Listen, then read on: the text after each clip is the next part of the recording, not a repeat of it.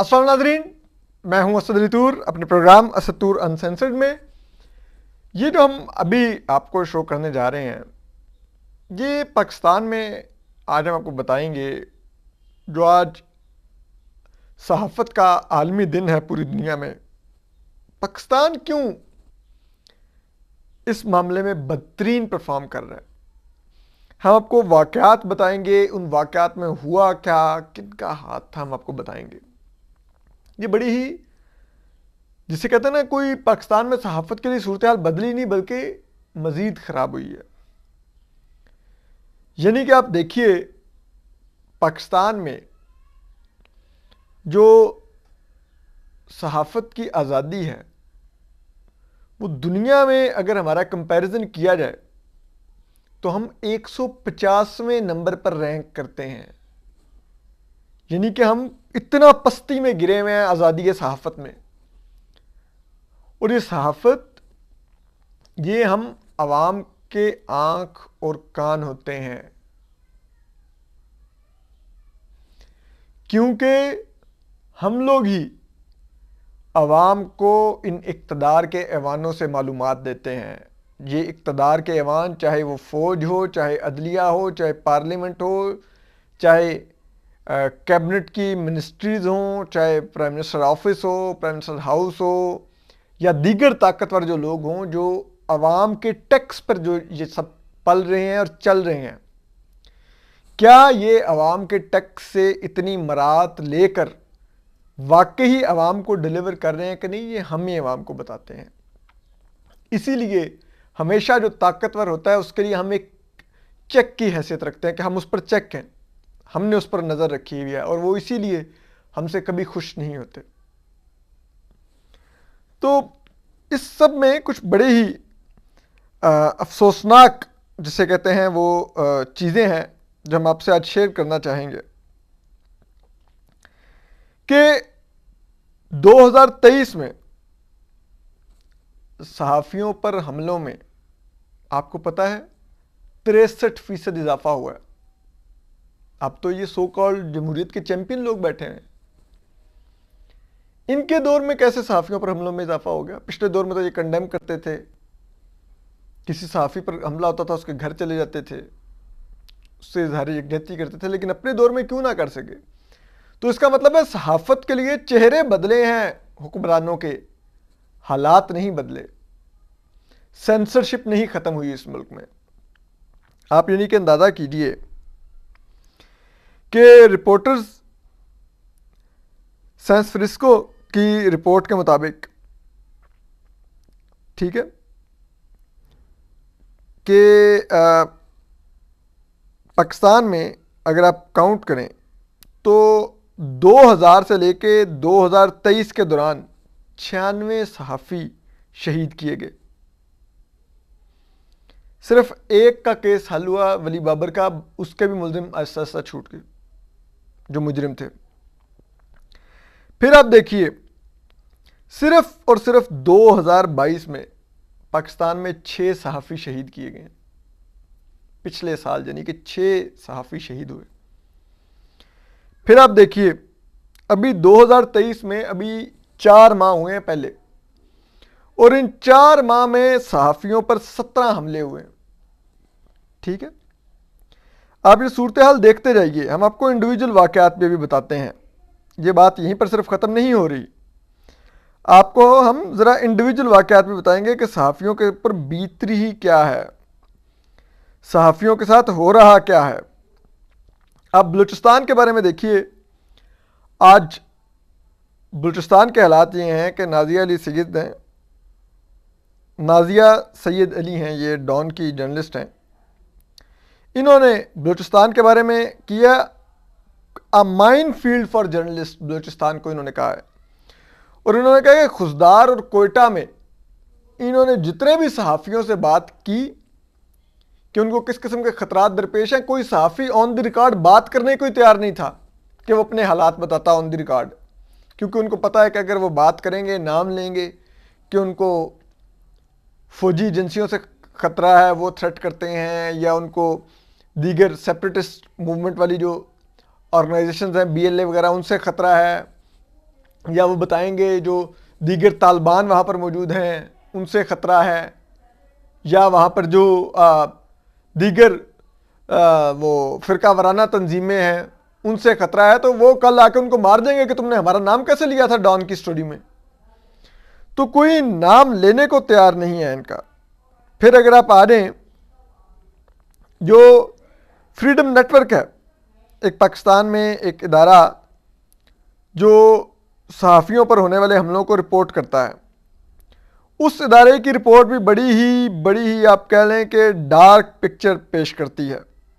ٹھیک ہے، وہ یہ کہتی ہے کہ اس سال بھی جو یہ صحافتی آزادی کا سال جو پچھلا ایک گزرا ہے، ٹھیک ہے، اس میں 140 حملے ہوئے ہیں. مئی 2022 سے مارچ 2023 تک 140 صحافیوں پر حملے ہوئے ہیں. یہ ہے پاکستان کی ڈیموکریسی کی صورتحال. ٹھیک ہے، پھر وہ کہتے ہیں کہ 2/3 اضافہ ہوا ہے صحافیوں پر حملوں میں.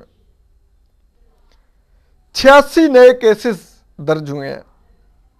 5 صحافی شہید کیے گئے ہیں. ٹھیک ہے، اس کے علاوہ 10 صحافیوں پر قاتلانہ حملے ہوئے ہیں. اس کے علاوہ خواتین صحافیوں کو جو آن لائن نفرت انگیز قاتلانہ حملوں کی دھمکیوں والی، ریپ کر دینے والی جو ان کے خلاف کیمپین چلائی گئی ہیں، وہ خوفناک کیمپینز اس کے علاوہ ہیں جو ان کو مینٹل ٹارچر دیا گیا. ٹھیک ہے، پھر انہوں نے اس سال بھی اسلام آباد کو پاکستان کا سب سے خطرناک شہر قرار دیا صحافیوں پر حملوں کے لیے. ٹھیک ہے، اور وہ کیوں یہ کہہ رہے ہیں جی؟ وہ کہہ رہے ہیں جی کہ جو 40% صحافیوں پر حملے ہوئے ہیں وہ اسلام آباد کی حدود میں ہوئے ہیں. پاکستان کا دارالحکومت ہے اسلام آباد. دوسرے نمبر پر 25% حملے پنجاب میں ہوئے ہیں صحافیوں پر. ٹھیک ہے، پھر جو ایک اور بات وہ کہتے ہیں کہ صحافیوں پر جو ان کو تشدد کا نشانہ بنایا گیا، ان واقعات میں 36% اضافہ ہوا. ٹھیک ہے، جن میں سے جو 51 جو ٹوٹل حملے ہوئے تھے جن میں تشدد کا نشانہ بنایا گیا، ان میں سے جو 22 تھے ان میں شدید وہ زخمی ہوئے صحافی.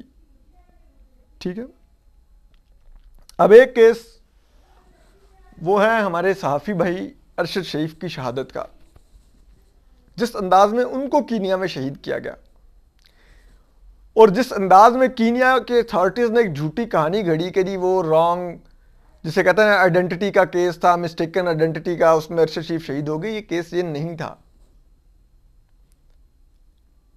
ہمیں معلوم ہے ارشد شریف ان دنوں میں فوج کے اوپر کریٹیکل پروگرام کر رہے تھے، اور ان دنوں میں ان کا اس سسپیشس انداز میں قتل کیا جانا، اور وہ جو مسٹیکن آئیڈینٹی کا کیس تھا اس کی بھی ساری کی ساری کینیا کے لوکل جرنلسٹ نے کہانی کھول دی کہ جھوٹ ہے سارا.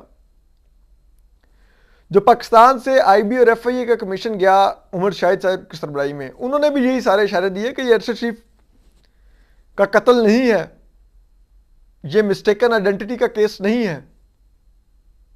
تو ارشد شریف کو بھی ٹارگٹ کر کے شہید کیا گیا.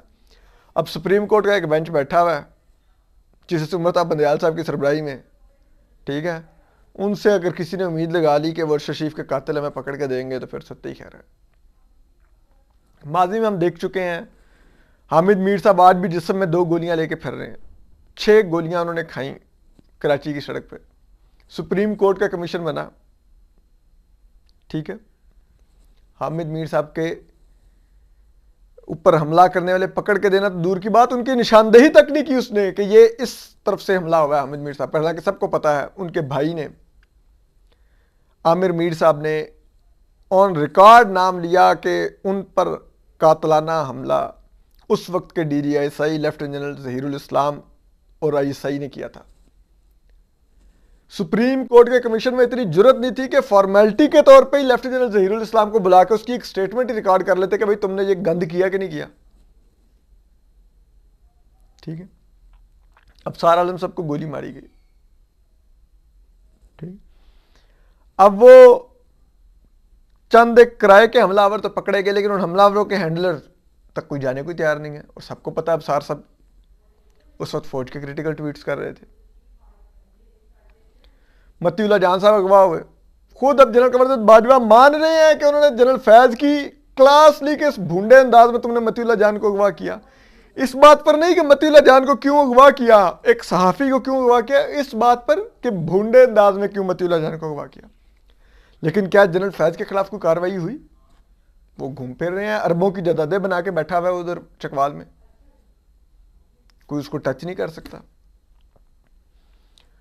پھر آپ دیگر دیکھ لیجئے، کراچی سے وارث رضا صاحب اغوا ہوئے، کسی نے پوچھا ہاتھ نہیں لگا کے دیکھا، ٹھیک ہے۔ ابھی پھر اگر آپ دیکھیں کہ آج انہوں نے رپورٹ کیا ہوا تھا،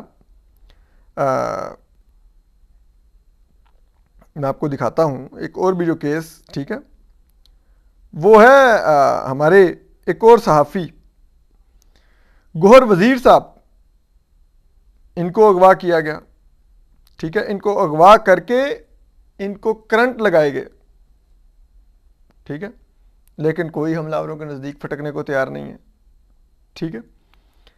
پھر آپ دیکھ لیجئے، بات یہی نہیں ہے،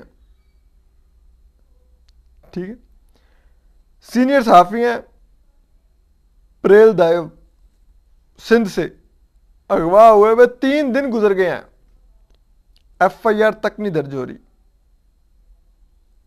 ٹھیک ہے۔ یہ کیا ہے، کیسے ہو رہا ہے، اور یہ پاکستان میں ہو رہا ہے، اور یہ ہمارے حکمرانوں کے کانوں پر جون تک نہیں رینگ دی، کوئی بولنے کو تیار نہیں۔ سب کو پتا ہے ارشد شریف کو قتل کیا گیا، کوئی چوں کرنے کو تیار نہیں، ایون کہ فارمیلٹی کے طور پہ بلا کے سٹیٹمنٹ نہیں ریکارڈ کرتے، کچھ نہیں ہے۔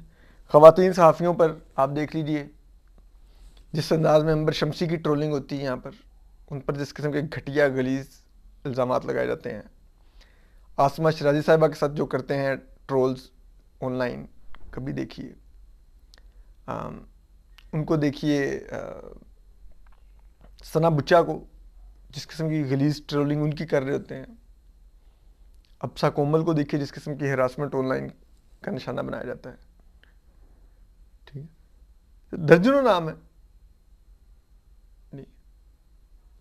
تو یہ ملک، یہاں پر صحافی بھیڑیوں میں زندہ ہیں۔